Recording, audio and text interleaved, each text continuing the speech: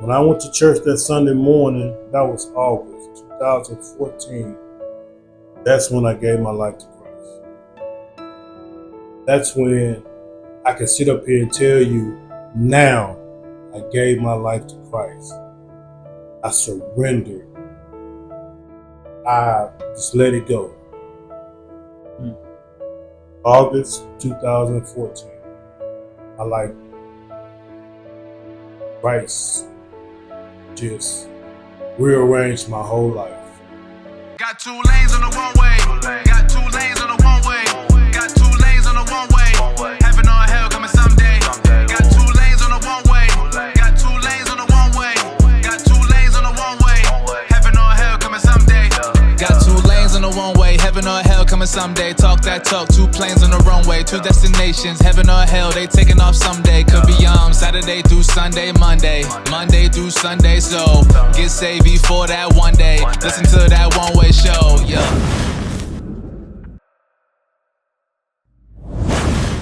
Welcome to One Way Podcast. I'm your host, Angel Ariola, and today we have another guest with us, Courtney. And so, Courtney, go ahead and just tell us a little about your background, your testimony, how long you've been saved, where you're from, how you heard about the church, and go ahead and introduce yourself. Hey, how you doing? My name is Courtney. I was born in Beeville, but I was raised in Houston. I came into the church in 2009.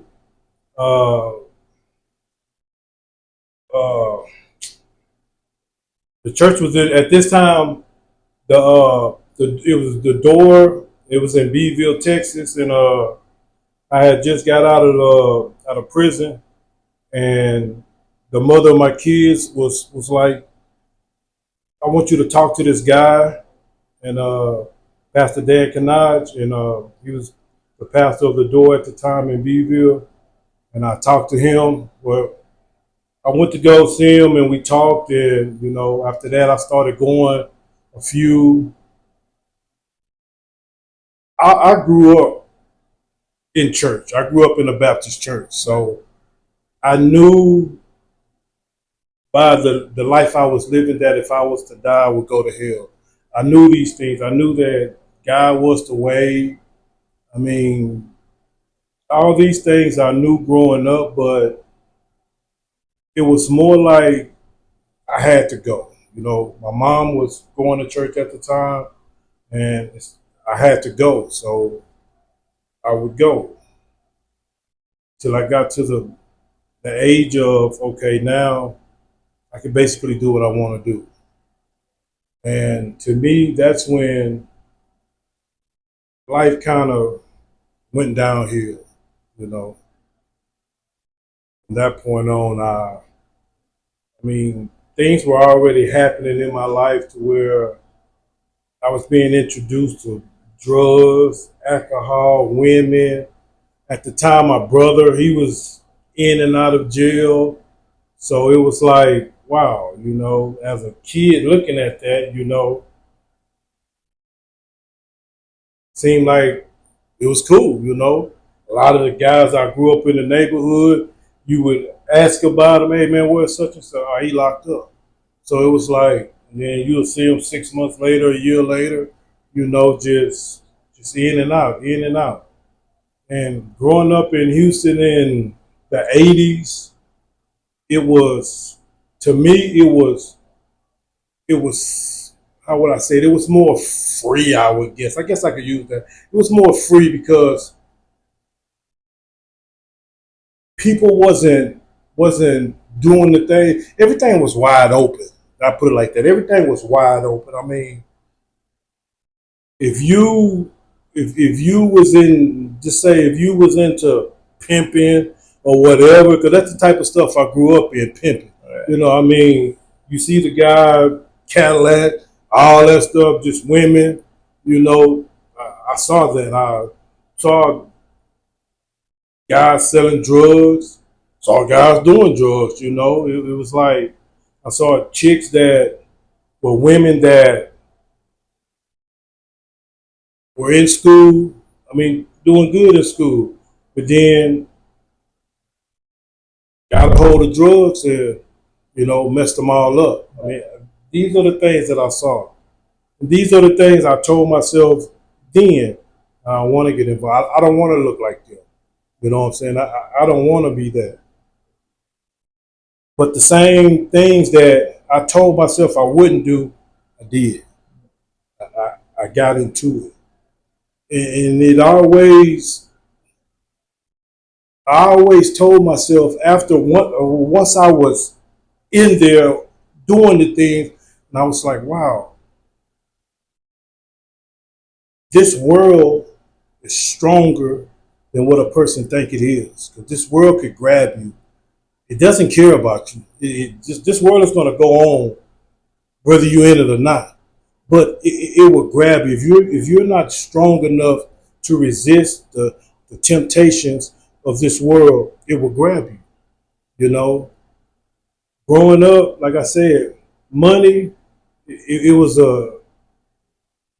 you just had to have it. You know what I'm saying? Cars, clothes, women. It wasn't a thing. I mean, it wasn't. Yeah, it wasn't a thing to where like in the 2000s, where you really didn't hear a lot of the guys, bam, talk about women. But growing up in the 80s, your conversation was, man, you remember what's the name down the street? Yeah, I got with her. Hey, you remember what's the name down? Yeah, I got with her. So it was like, wow, this is the life. This is the life that I got myself into because I didn't have to do that. I wasn't raised like that. I was my mom owned her own business. I mean, we had a nice house. I basically had a car in the 8th grade. I mean, I had everything that you would want, but that life looked it better. You know, that looked it more easier. And so, did you have your dad? Were your parents No, together? You didn't have your no, dad. my dad, no. My mom raised me, well, my sister, then my brother, and then me. She raised 3 kids. And so, and where were you living in Beeville? Well, we started off we was living in Houston at this time. Okay, and so when you were in Houston, did the neighborhood that y'all live in, was there like a like low class, middle class, or was Middle it? class. It was a middle class neighborhood. I mean, nothing wasn't drive-in gates or anything like that, but it wasn't where cars here, cars there, cars there. No, it was just bam. And I mean, it was nice. Growing up, it was nice. So how did you end up going like being around the drugs, alcohol? Because were you seeing that like you're talking about like pimps and the girls and all that? Was that in the neighborhood already, or it was No, just that was more going out. okay? Okay. Going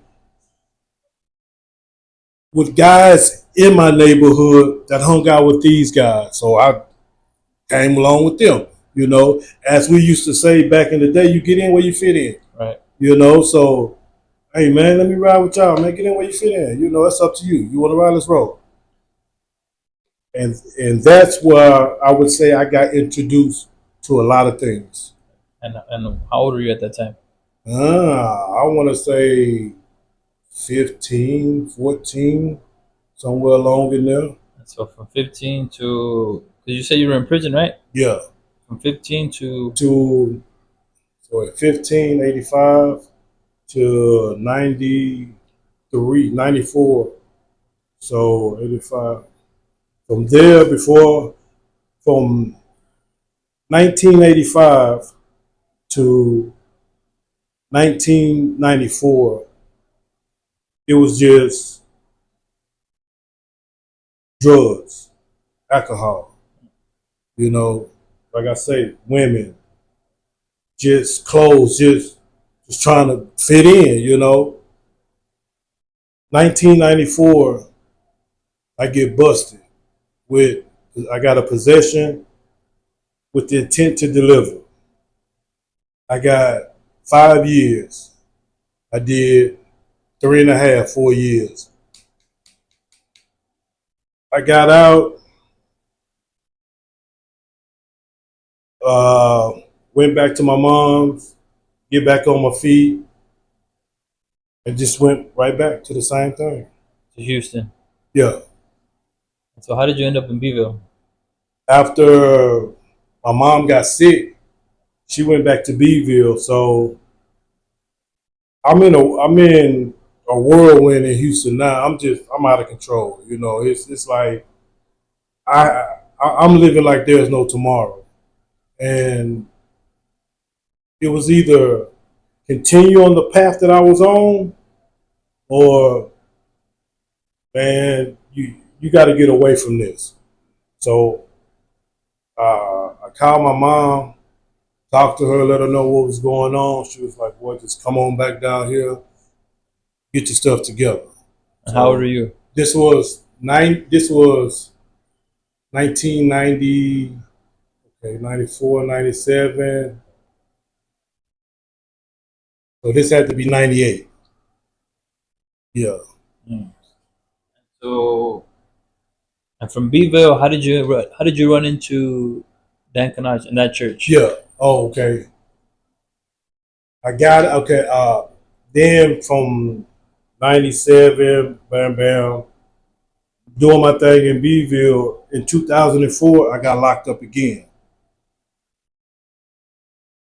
I got out in 2008. When I got out, I went to stay with my aunt. And then being the mother of my kids, we was talking and whatever. And she was like, "You got to do something with your life now." I was like, "Yeah, whatever. I'm gonna get it together, you know." She's like, "No, I want you to talk to this pastor, the church I'm going to." And you know, I'm like, "Oh, what I got to lose?" You know what I'm saying? That's how I got introduced to Dan Canage. How did that like? Did you say did you get saved and then you left and then explain all that? Okay, once I met Canage, I didn't just start going to the church, but he would come and talk to me. And so to me, I was more like, man, let me get this man off my back. So I'm gonna go to church. You know what I'm saying? I went to church. He preached. The church wasn't that big. Maybe at the time, he had probably about 12 people off in there. He preached. I went to the altar, I prayed, and you know, I just after that we talked for a little bit. I left. I don't think I went back to church for about another week or two. But then the seed was planted. I can say that the seed was planted because now I'm doing things with the conscience of, man, I do something. I hear what he said at church. You know what I'm saying, on how God does this, God does that. So say about 2 weeks, maybe I start going back to church. Now I'm locked in, but I'm not locked in. You know what I'm saying? I'm going. I'm feeling good about myself. I'm hearing the word of God, and it's like I say, I'm locked in, but my mind is still out there. My mind is still. I don't have a job. You know, I'm staying with my aunt right now. That's not me.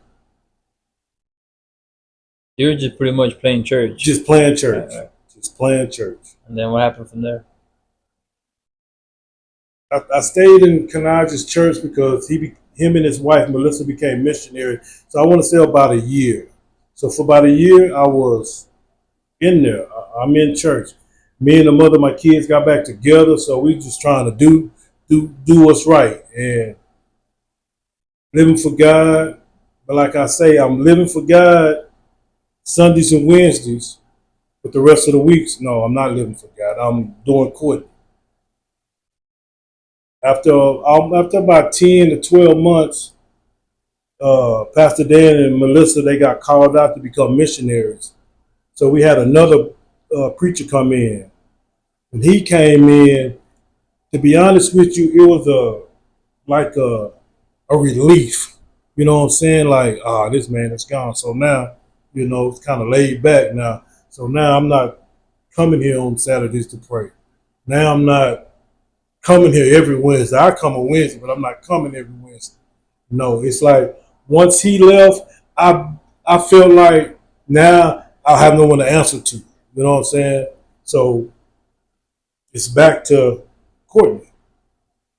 Oh, so you were going to prayer. You were kind of like, I did my first in Canada's church.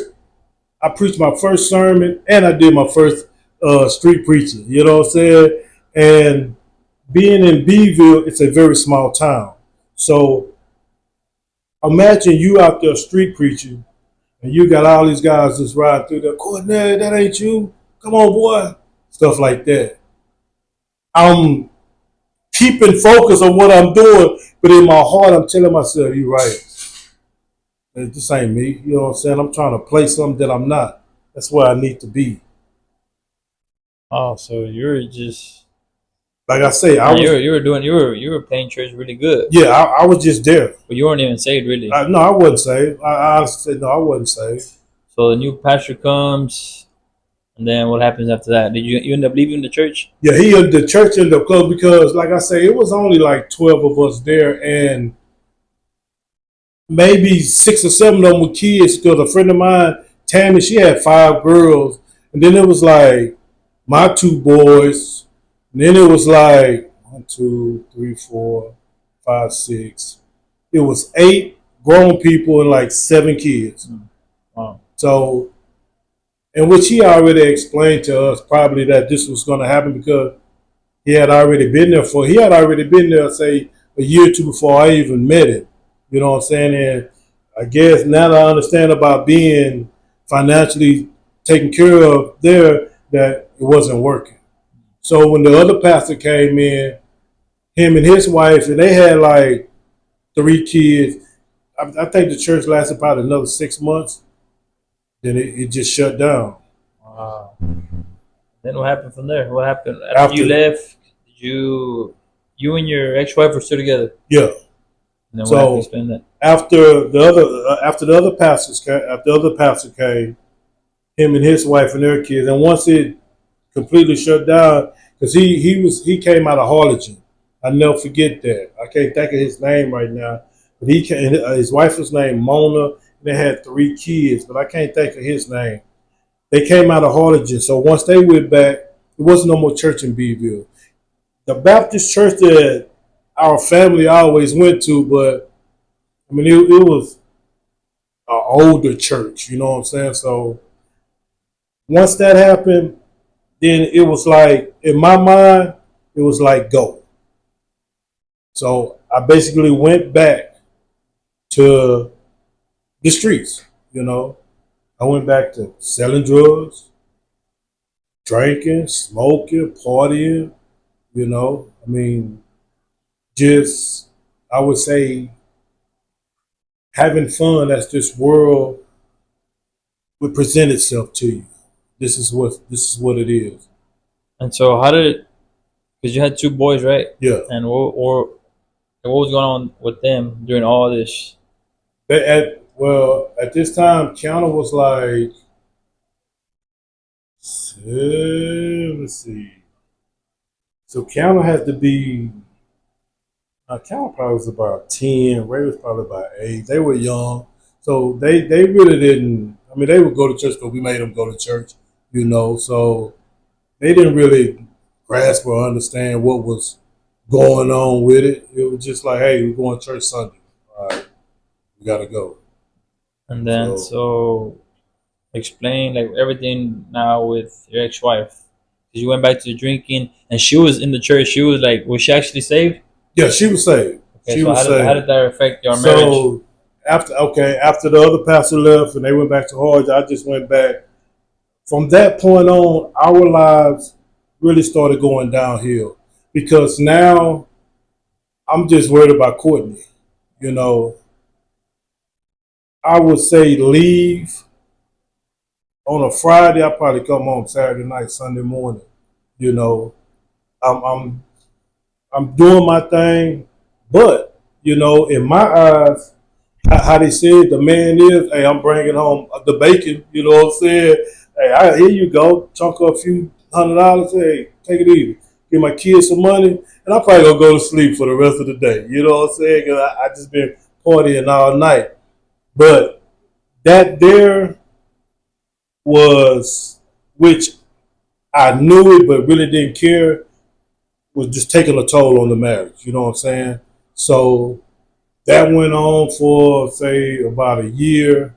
So with her job, we moved to Kingsville, another little town outside of Corpus. We moved to Kingsville. So we stayed in Kingsville for about a year and a half. I went started going back to church because I knew the guy in the Kingsville church that I met from Dan Canage in the Beeville church. So we started going to their church. And only I would go because I knew of the church. I knew the pastor. You know, he would talk to me, but I would have, but okay, I'll go. So I would go to church Sunday morning, Sunday afternoon. I'm at home watching the game. I'm not going back to church. On Wednesday, I'm not going to church. So I would just go Sunday, and he would come every now and then and talk to me. So after that, now my wife at that time, she was going to church. She was going to church. She was in it, and she would pray for me, you know. So I was like, whatever. So from there, her job offered her a great position here in San Antonio. This is how I got to San Antonio. They offered her a great position. So we talked about it. She was like, you want to move to San Antonio? I was like, no, I really don't. And she told me what they did, what they're going to do. They moved us down here and everything. So I was like, cool. So we came here in San Antonio. And so, but were you working? Yeah, I was driving trucks. Dude. Oh, okay, Yeah, go ahead. I was driving trucks. So when we got to San Antonio, 2013, stayed over there at WWY. But now I'm over the road. So I'm really doing my thing. Just now I'm over the road in San Antonio. But all along, she's doing her thing now here in San Antonio. And is she still going to church here in San Antonio? No. She's not going to church now. Okay. You know what I'm saying? Wow. Now, like I say, this world is stronger than what most people think it is. If you are not mind strong in this world, you won't make it. I saw it firsthand. So now she's not going to church. So I'm leaving, I'm coming, I'm leaving, I'm coming. Now I get back, I meet Pastor Spotcheck. He was in the Potter's house on military. So I talked to him one time, and I forgot how I met him, but anyway, I went to his church for a little bit. Oh, let me say something. So all along, you really everywhere you're going, you're still running into our churches right in the front. Yeah, so Beeville, Kingsville, right? Kingsville, and then here, yeah. San Antonio. So I meet Spotcheck, we talk. I go to church every now and then, bam, bam, and I mean, he would talk to me. I mean, like I told him, I'm not, you know what I'm saying? I'm not going to be coming here to know that when I leave here, I'm probably going to go smoke or drink or whatever, you know what I'm saying? But I mean, he kept talking to me, so I just quit coming. I say 6 months later is when my marriage ended. You know what I'm saying? It was like, you go your way, you go do your thing, I'm going to go do mine. So bam, got divorced. Now I'm really over the road. Because now I have nothing to hold me back. My son now, one of my sons was living in California. So, and then my youngest son, he had just graduated, so he's still with his mom. So I was like everything. So now I have nothing to hold me back. So now I'm gone. I'm rolling. I'm just going state to state. I mean, enjoying myself, enjoying life. But you know, the craziest thing was I always felt empty though. I look at it like this. Beeville, Kingsville, and Pastor Spotcheck, they all planted something in me. At the time I didn't see it. I didn't know it, I didn't understand it. But while I'm on the road, I'm still feeling empty. I'm feeling empty. I come back one time from New Mexico. On my way back, I'm coming coming around off I-10 on the 410, and I don't know, it was just something telling me, Courtney, you need to get your apartment. You need to get an apartment, man. You can't keep, I'm sleeping in my truck. I mean, I had the room for it, but I'm sleeping in my truck. I'm staying where I work at. Fast forwarded, I got me an apartment. Now I'm just like, okay, I need this, I need that, I need this. This is July. So this is July, end of July. Once I get this apartment, like I say, I need things. So I asked my neighbors, and it was a HEB or Walmart. She was like, it's a Walmart right down the street. You go up from Lively, make a right on Vance Jackson, and it's gonna take you straight to Walmart. And to be honest with you, that day, that's when my life really changed.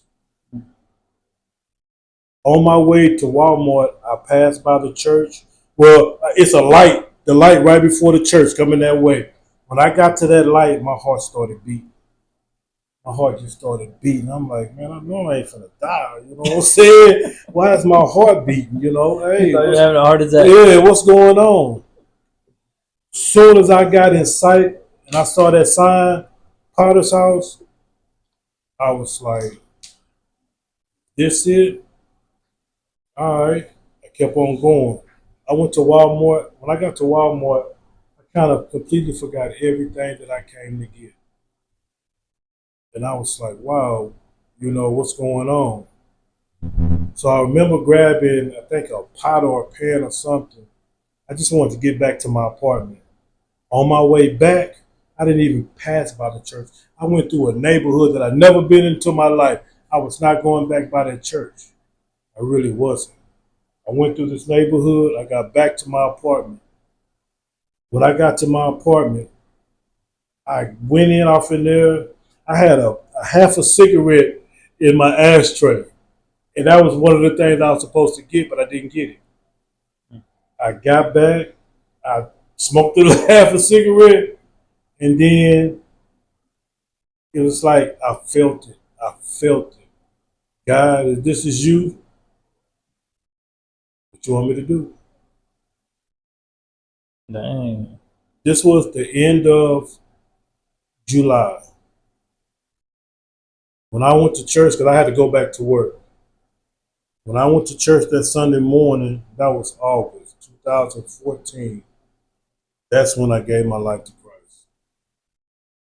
That's when I can sit up here and tell you, now I gave my life to Christ. I surrendered. I just let it go. August 2014. My life, Christ just rearranged my whole life.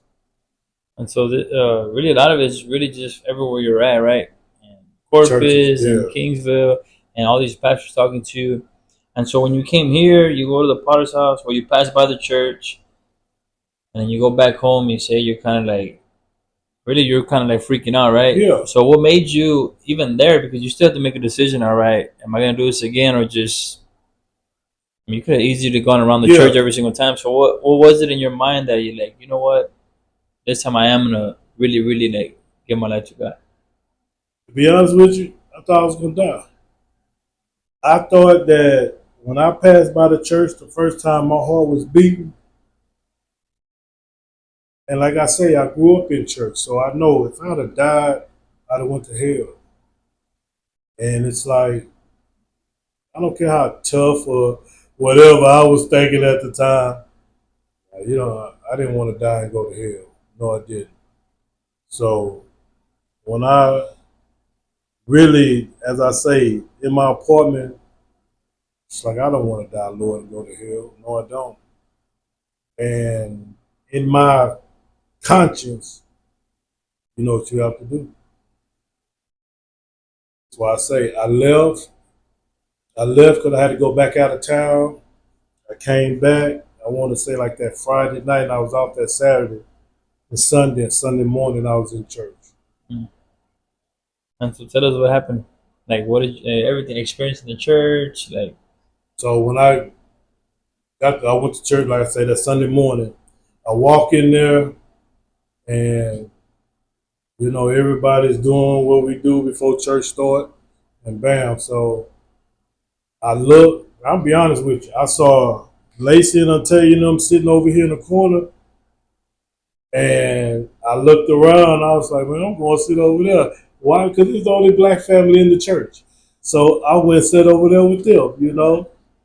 I don't know. Then when I heard Pastor preach for the first time, I sat back there and was like, Lord, is this the church you want me in? You know what I'm saying? Hey, never heard a pastor be so real with it. You know what I'm saying? So now he calls an altar call. I go up there. Lacey prayed for me. I went to go. I sat back down and I sat back there and it's like, all right, Courtney. All right, Lord. If this is for real, it's a lot of things you got to help me with. And he helped me.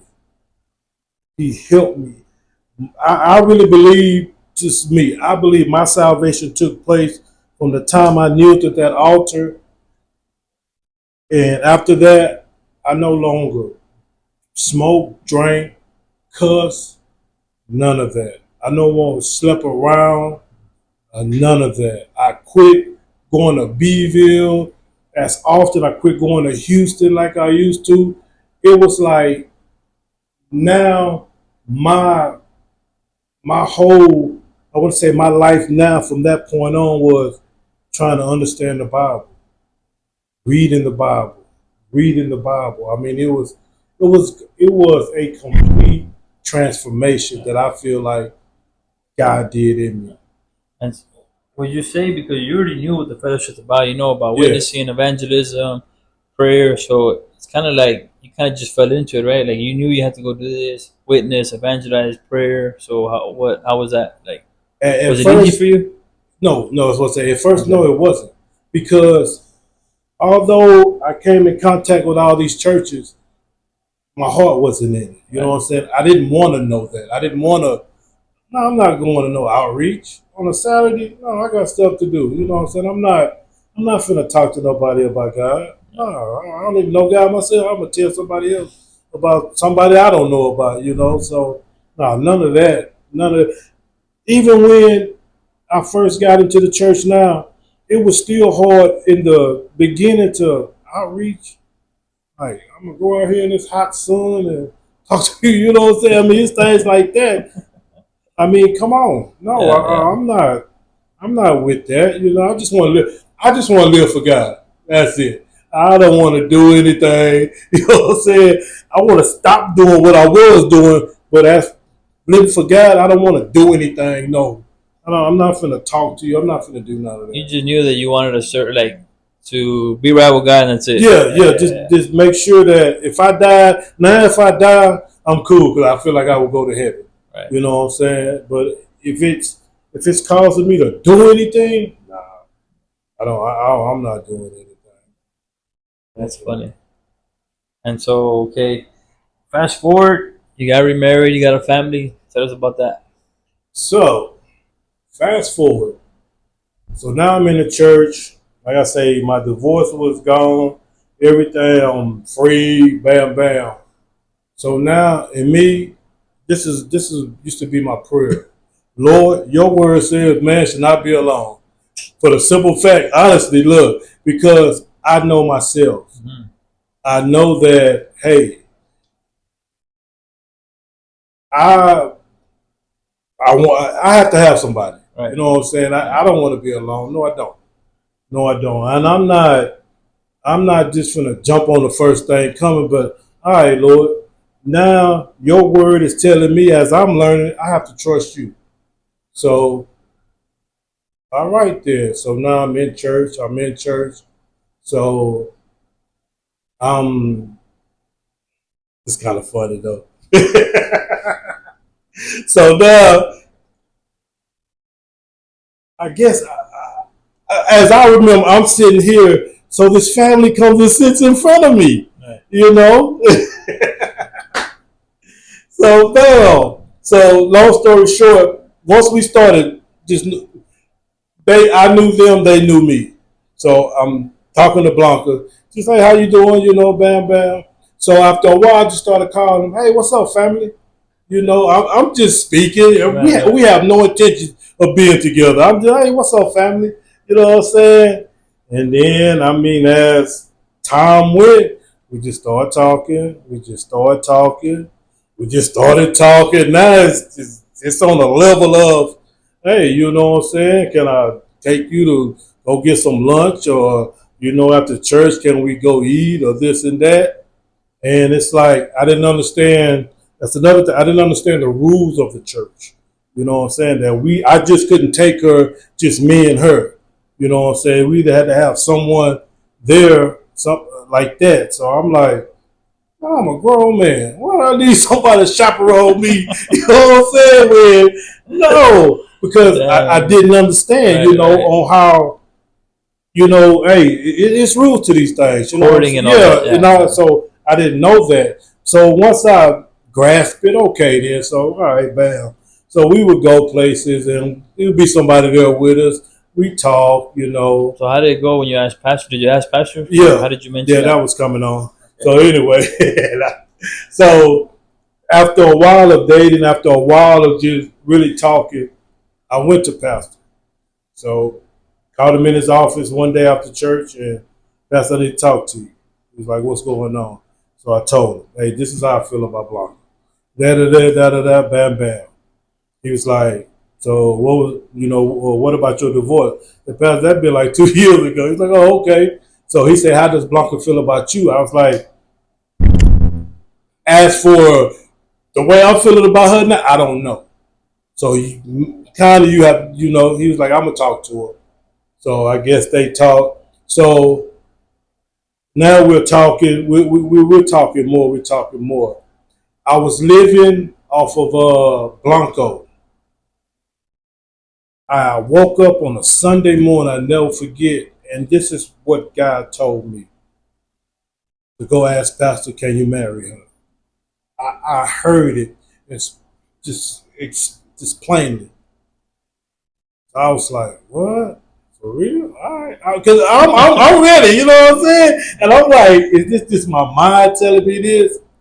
So after church, I'm like, all right, here we go. Because I seen Pastor go in his office. I'm like, here we go. I went off in his office. Hey, Pastor, I need to talk to you. And it's like I promise you, like he knew that I had something to ask him. So I say, "Hey, Pastor, I want to marry Blanca." He was like, you know, when? Not what I expected. I was like, man, as soon as possible. So he was like, okay, so I forgot exactly how it went, but then I was like, what about January the 11th? He was like, no, I can't do it on that day. I was like, he was like, we're going to be in conference. He said, what about January the 22nd? I was like, for real? He was like, yeah. I was like, for real? Like, he was like, yeah. I was like, yes, you know what I'm saying? I mean, Tony the Tiger, you know what I'm saying? Right, you know, right. I'm like, cool. So Blanca was gone. She was at home. I shot over there to her house. Knock on the door. She came to the door, and I was like, I said, we can get married. And she was like, what? Like, yes. She was like, for real? Like, basically, yeah. I was like, yeah. January 22nd. So let's get it together.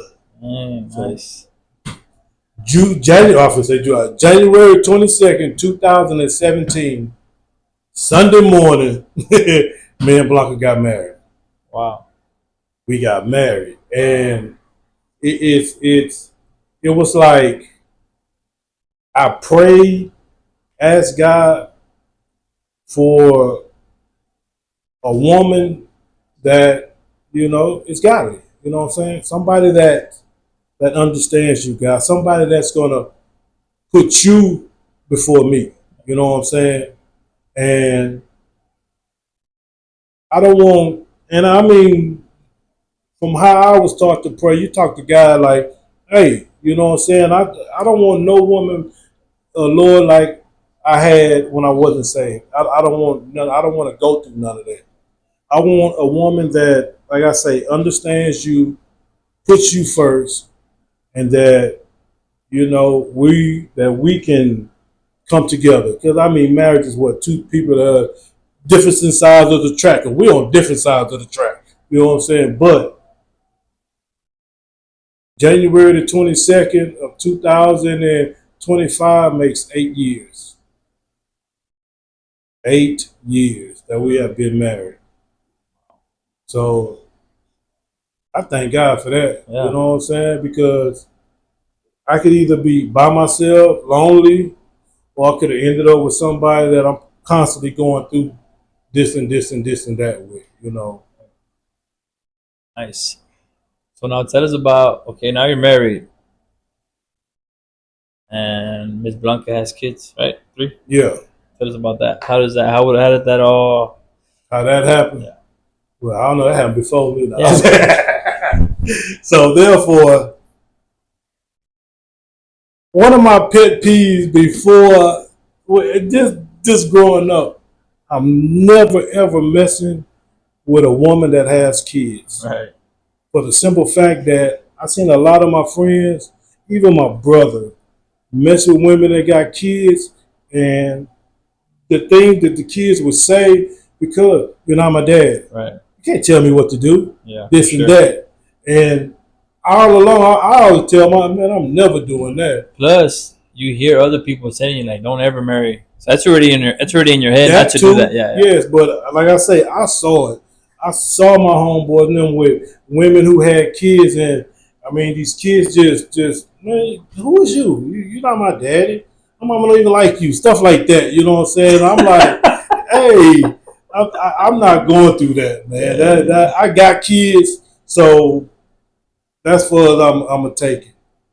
And when all of this went down, this is how I know it was God, because that wasn't a issue. You know what I'm saying? It didn't pop up in my head like, what do you mean you always should tell yourself? But none of that happened. It was like, okay, she got kids. I pulled them, her oldest son, Javier. I got him, hey, let's go for a ride. Talk to him. Her second son, Angel. I got him, let's go for a ride. Talk to him. Clarissa. We didn't go for a ride, but we sat at the church on the back of a truck. I don't remember whose truck it was. I think it was their Jeep, because Blanca had a Jeep at the time. We sat on there, and I talked to her. And then, bam. I mean, honestly, I guess I would have to look at it like this, too.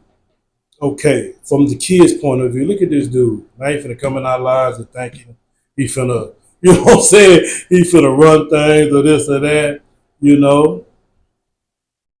My thing was this, and this is just me. Hey,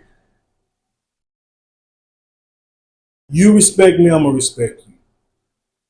You get out of hand, I know how to get out of hand. Trust me. You're not gonna like my way of getting out of hand, but yes. And was it growing pains? Yeah, it was growing pains. I mean, come on, you got, like I say, two different sides coming together. You know what I'm saying? You got a family that had no really man right there. So I can do this, I can do that. Or now, all of a sudden, now you got this man that's going to come in and say, oh, hold on. So it was growing pains in the beginning, you know.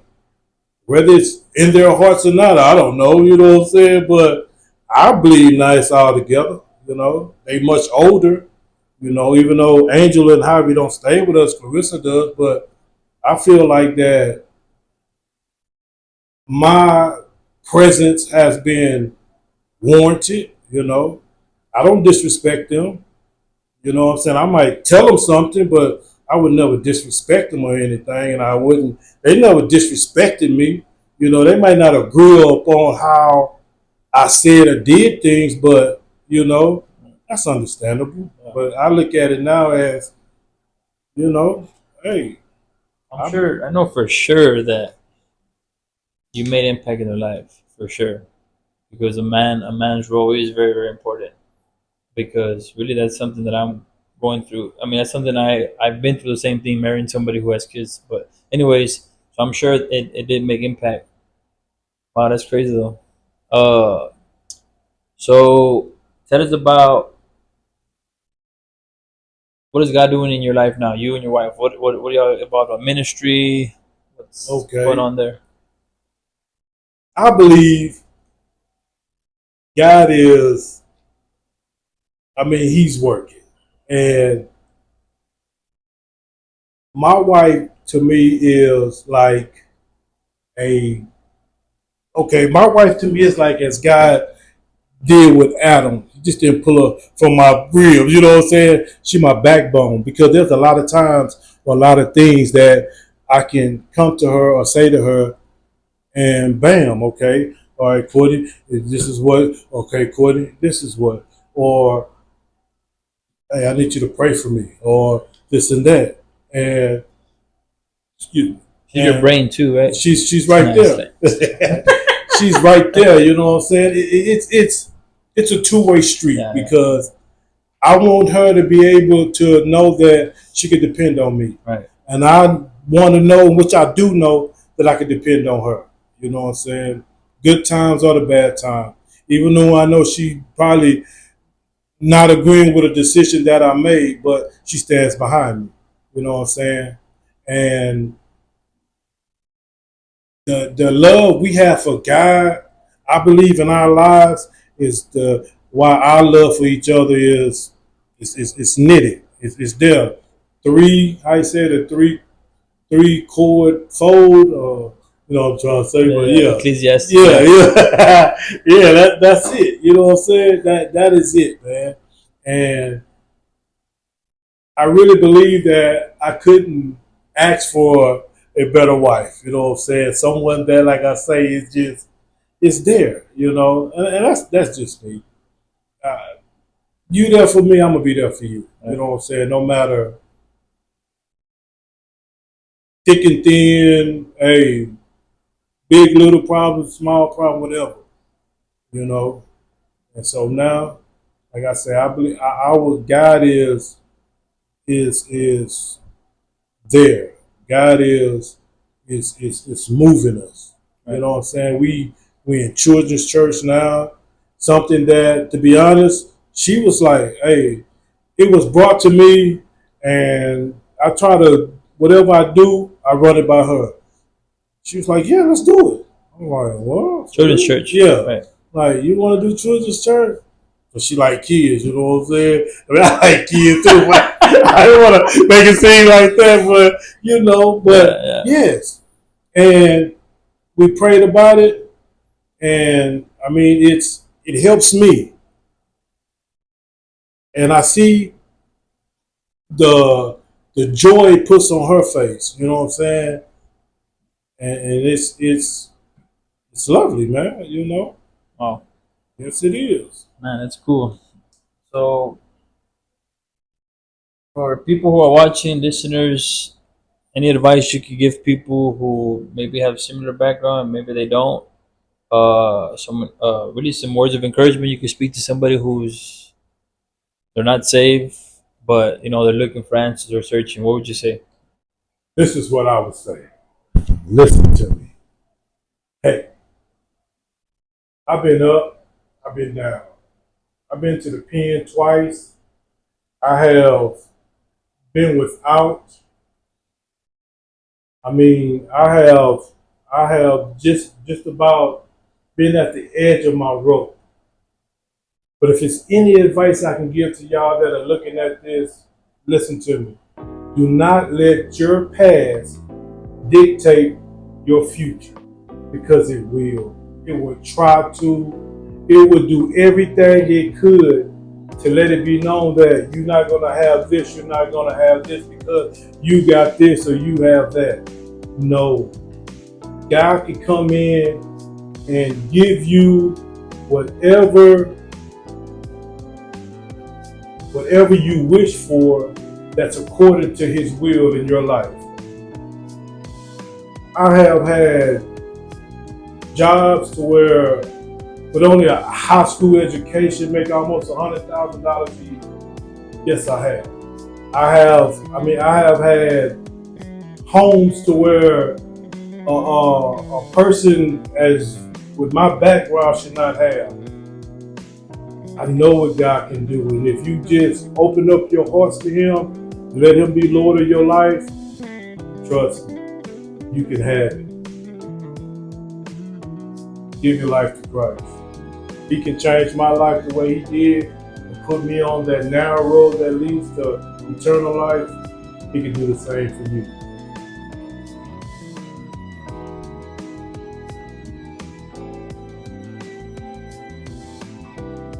Hey, thanks for watching. If you want to give your life to Jesus Christ, just pray this simple prayer with me real quick. Say, Father God, I'm a sinner in need of a Savior. I ask that you forgive me of all my sin. Come into my heart and be my Lord and Savior. I believe you died on the cross and rose the third day. Thank you for forgiving me of all my sin.